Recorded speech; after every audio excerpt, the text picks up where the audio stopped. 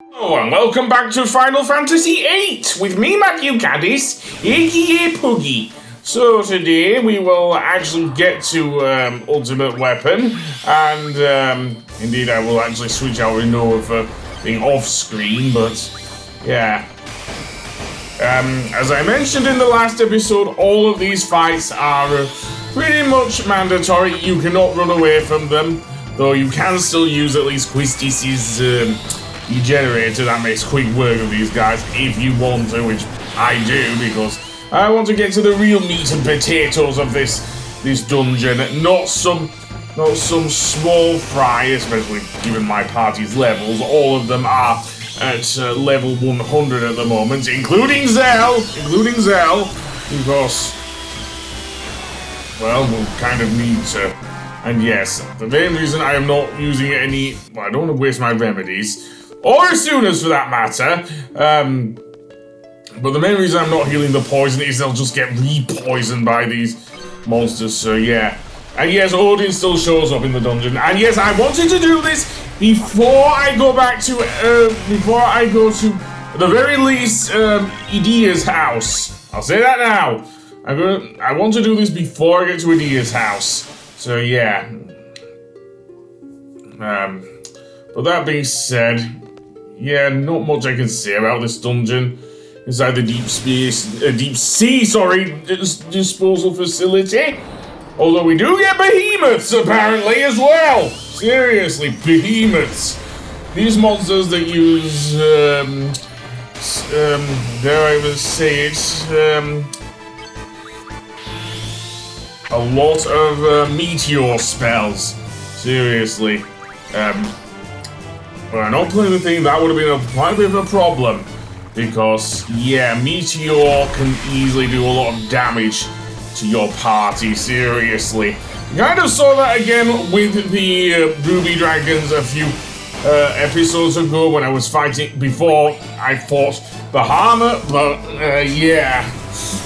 Behemoths are even stronger than those Ruby Dragons down here, seriously. I think you do run into a couple of Ruby Dragons as well, but that's just my view of things here.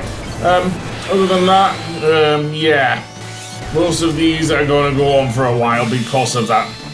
Probably why I decided to bring in Quistis instead of using Renoa here. How long the thing goes on for, I do not know. But there you go, so not much else I can say here because, well, limit breaks are limit breaks and they can get rather repetitive, especially in Final Fantasy VIII, and how they do so. At least I'll say this, the behemoths do drop barriers. Those allow Quistis to use her blue magic, what is it now? Mighty Guard, that's it. Which gives you Protect and Shell. And a couple of Iron Giants as well, just to do so. Weirdly enough, they're likewise with the Ted Hughes thing, they're really called Iron Men. Yeah. Don't know if nowadays they'd probably get sued by Disney, but yeah. It's weird given Square Enix's relationship with Disney with Kingdom Hearts, so maybe not. I'll use a Phoenix down and use the rest of my potions, because I'm not going to use my potions, am I now? As I say, now that I have better access to curative magic, and a couple more Iron Giants, we've seen these guys before. Very bottom of the deep sea disposal facility is the save point, which I do want to use. Definitely save here, because this machine gives us access to Ultimate Weapon, so yeah. There is one other weapon in the game, Omega Weapon, but that doesn't appear until the final dungeon and it's optional. And I might as well teach Quistis Mighty Guard, absolutely. Because that will actually come in handy in a few fights, dare I say. Especially since we are approaching the end of Disc 3, if this were on the PS1 anyway. So, we have to use up 10 units. And down here, as I mentioned, is Ultimate Weapon. Seriously.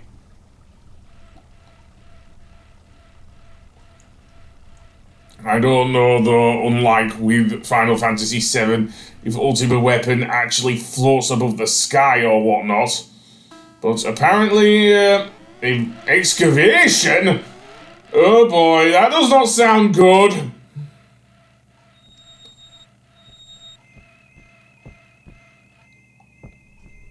Yep, and we don't even see him on screen, seriously, but... Yep, there's Ultimate Weapon, alright. Complete with his big sword and everything, so... I'll start with Mighty Guard. It'll save me having to use, dare I even say it, Protection Shell individually. I'll still probably need to summon, thingy there. Meltdown might still work, I'm not sure. I'm not sure yet. But I may want to summon Cerberus. As for GF Eden, GF that it has, I believe you, either have to kill Ultimate Weapon, or, here's the thing, Meltdown is a must here, seriously. White Wind I don't want. I could try inflicting, status ailments on him as well. I'll try it with Bad Breath. Let's see what status ailments I can get on him there. Yeah, not many at all, given he's a super boss anyway, so that makes sense. Again, and he seemingly has very high defense. One of the reasons why I wanted to get Meltdown on the guy, seriously. Keep going at it, Zell, seriously. I'm not sure why I'm not bringing in thing, but I'm guessing that's the case then. Let's see, Diablos might work. Cerberus, yeah, I'll get Gravija. Again, we dealt with that with, Meteor. Meteor, again. Really. And yes, goodness he didn't kill Cerberus. Because I do want that double and triple on my party, seriously. Especially if I'm going to use, haste. Oh, I've already got that. What was that? Hyper beam? Surely that means he has to rest, right? Well, anyway. Yeah, that's his one-hit kill move there, seriously. I believe that's the equivalent of his ruby thing. Even that didn't kill him though, seriously. Well, an eye for an eye, I say, in this case. Let's go with Meteor. Let's see how much damage that does. Not bad, but not great either. Although with triple, yeah, that might actually do something. Well, with Meltdown, sorry. We'll lower his defenses a bit. I say a bit. It's still quite a troublesome enemy. But at least Renzo Kukin is a bit more manageable now. See if I can get a Lionheart off of Squall here. And yeah, sorry, you're not great there at all. Seriously. Fire breathing blue. Oh, apparently it did do shit. Seriously. Okay, so I'll try something Bahamut. Why not? Bahamut! Well, he doesn't one-hit kill him like before. Seriously. Yeah, there's only so much I can do with the thing, especially with the triple speed there. Okay, you do actually have to draw and stock GF Eden. But that doesn't stop him from being super powerful from Ultimate Weapon, but yeah. And yes, I will be using Eden a bit later. Obviously, I can't use... I don't know if it's a he or a she, to be honest, because you'll see when we get to it. But let's have a look at Bahamut!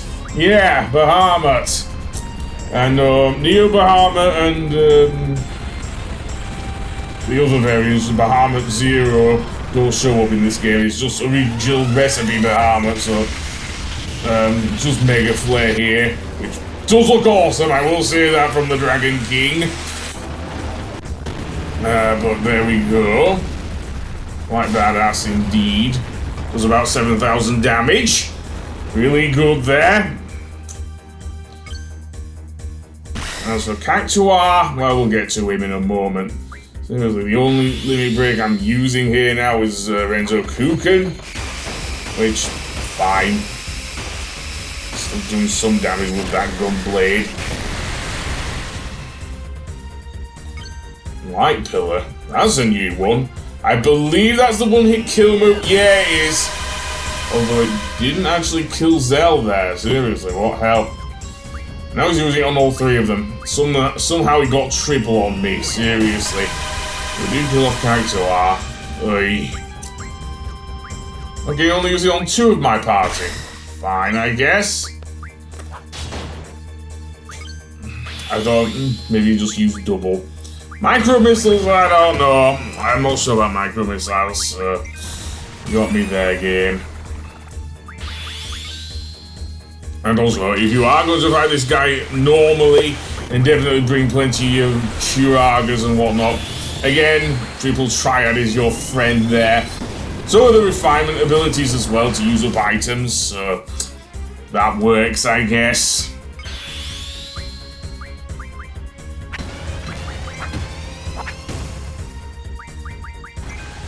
Other than that, I don't know. Yeah, that's basically the fight, really. In the end, Ultimate Weapon just blows up, seriously. As he did in Final Fantasy VII, to be fair. Seriously, so nothing changed there, I'm afraid. But, yeah. Well, we can now have a look at GF Eden now that we've beaten Ultimate Weapon. I did have a go at Omega Weapon, but I didn't do so well against Omega, I'm afraid. So that's GF Eden. As you say, maybe nothing so big, but once we get to that, I'm going to reheal my party and revive Leviathan and Bahamut and Kaituar. And then I will figure out what to do with GF Eden, but until then, I'll see you later. Goodbye!